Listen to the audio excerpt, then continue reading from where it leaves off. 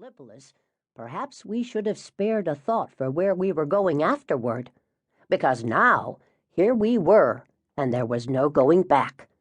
Our host, the tawny, short-haired, big-eared Pshaw-Ra, pilot of the pyramid ship, was the only one among us who knew anything about this mysterious world, and he had been far too busy smiling into his long black whiskers to provide a narrative preview of the place that he had promised would be our new home. All he had confided in me was that cats here were very advanced, worshipped as gods, and were bent on universal domination.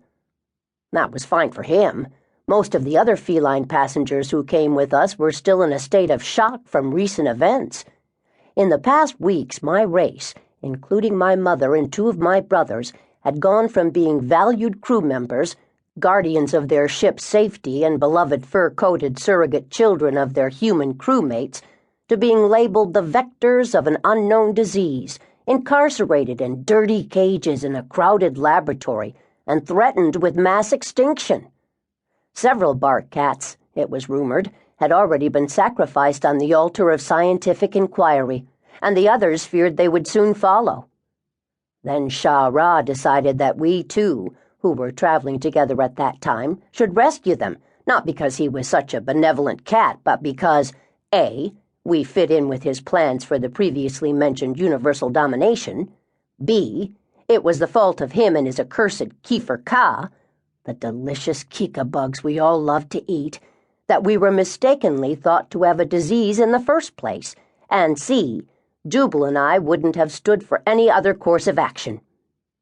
But once we were inside the ship, and the other cats had time to absorb the fact that they were no longer in cramped, dirty cages in a strange place, but were now in cramped quarters, rapidly getting dirty, aboard strange space vessels, they immediately wanted to find something to hide under or to attack, each according to his or her nature.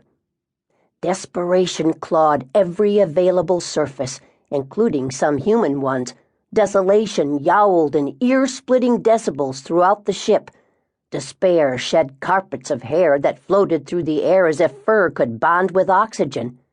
My fellow cats who had saved 1,000 ships, okay, maybe a slight exaggeration, but lots of ships, were thoroughly bedraggled, bewildered, and frustrated.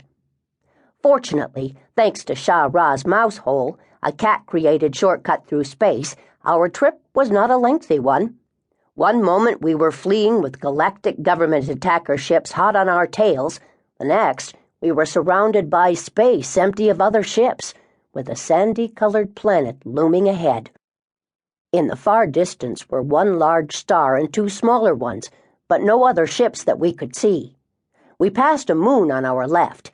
It seemed to be circled by a bristling cloud of something or other. "What's all that?" I asked Pshaw-Ra, indicating the cloud.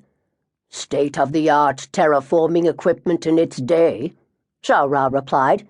"It transformed Mao from an uninhabitable chunk of rock to the paradise you see before us." I beheld the big planet, most of it a nondescript beige growing ever larger in the viewport. It continued to fail appearing any more impressive. I said, "Some paradise. Once great cities and pyramids rose from the sand, but that was in ancient times. Ours was among the earliest colonies to be settled, and when the great colonial corporations decided they could do better elsewhere, they took many of our people to newer worlds. Mao serves its purpose quite adequately for the rest of us, however, at least until we are ready to rule the universe."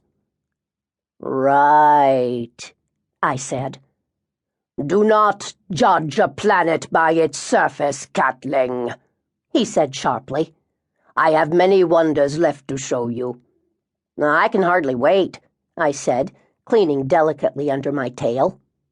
"Just wait until we are given our hero's welcome, the choicest tidbits placed before us, the most alluring mates offering themselves, our two-legged slaves providing every imaginable comfort." "What's that about two-legged slaves, Chester?" My boy Jubal sent me the thought privately.